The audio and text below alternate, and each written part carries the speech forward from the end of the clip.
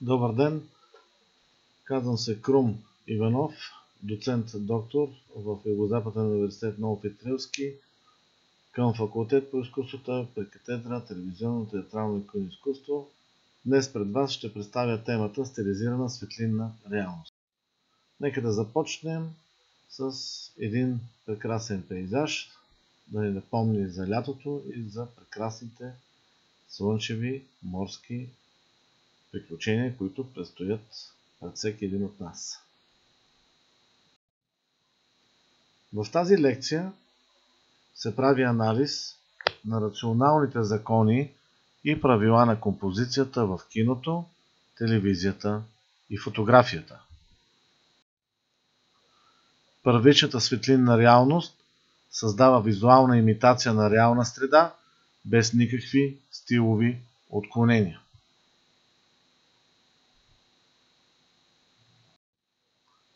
Изображението обикновено се подобрява чрез повишаване на интензитета на светлина, така че да може да постигнем перфектно техническо възпроизвеждане.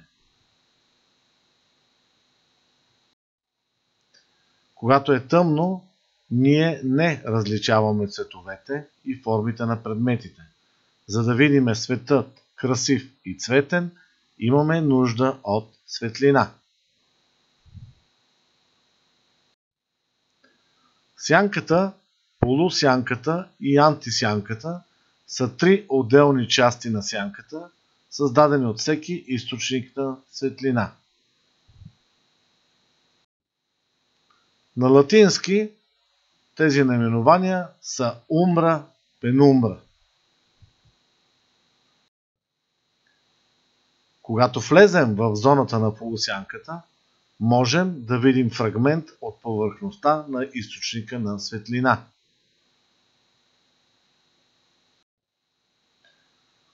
Сред основните средства трябва да се посочи линейната композиция на изображението, геометрията на кадъра, нейната линейна конструкция.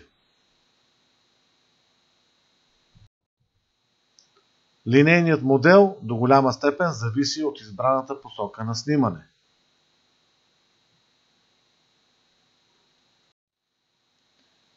Композицията на кадъра, характеристиките и елементите, водещите линии са един от основните методи, който използва кинооператорът.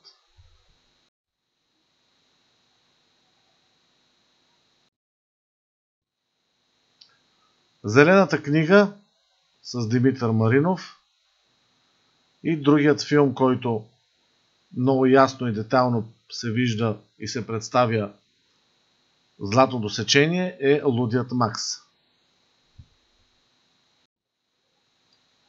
В тези два кадра от филма Жокерът ясно се вижда, в лявата част е така нареченият суров материал или необработен, и в дясната е ясно виждаме обработеният материал, редактираният вече такъв, за да може той да бъде излъчен на екран. Светлинната композиция е една от основните елементи на киното за създаване на смисъл.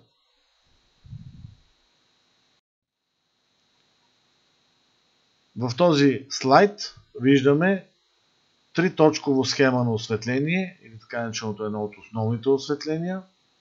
Това е кадър от филмът Невероятната съдба на Мили Полен от 2001 година.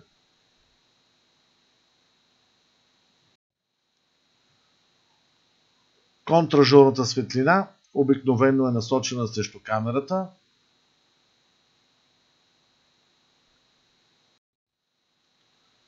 Светлината в очите е ключът към пресъздаване на емоциите, което ни позволява да се свързваме по-добре с героите.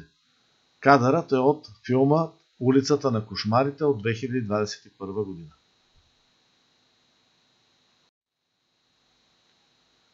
Светлината допринася за драматичното представяне на сцената, помага ни да създадем необходимата първична светлинна реалност, която познаваме от ежедневието. В гешталт психологията възприятието се разглежда като продължаващ опит да се въведе ред в объркващата визуална информация около нас. Пътят към разбирането лежи през групирането и организирането на неподредена визуална информация чрез нейното опростяване.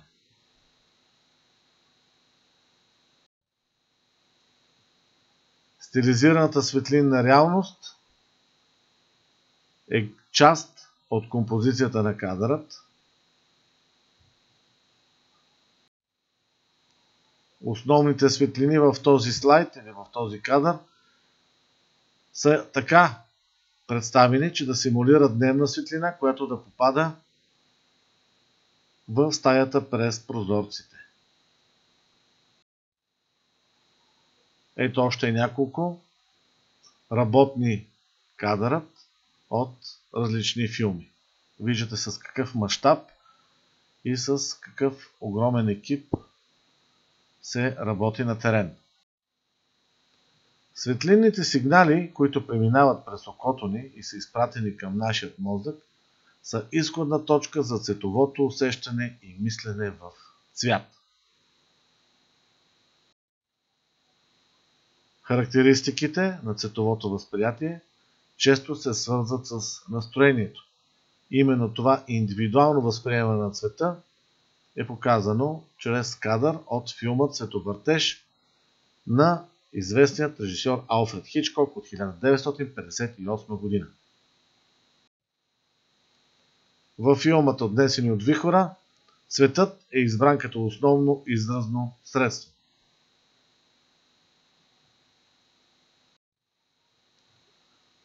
Синият цвят в киноезика е използван инструмент за препращане на усещанията на зрителя в бъдещето, за засилване на илюзорното и за пресъздаване на фантастичното.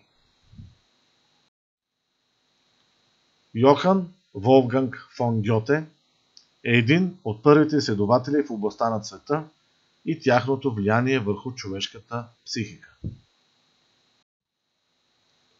Цветовете са свързани с нашите емоции и могат да повлияят на подсъзнанието. Кадър от филмът "Широко затворени очи" на режисьора Стенли Кубрик. Синьото се използва в кинематографията, за да подкрепи историята, като въздейства върху емоциите на зрителя.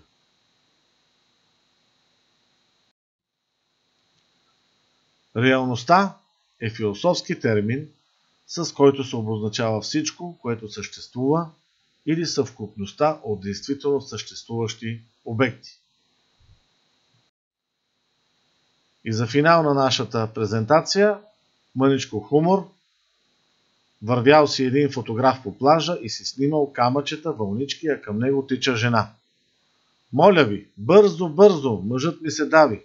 А фотографът отчаяно погледнал фотоапарата си. "Съжалявам, госпожо, но нямам батерия." Благодаря за вниманието и до нови срещи!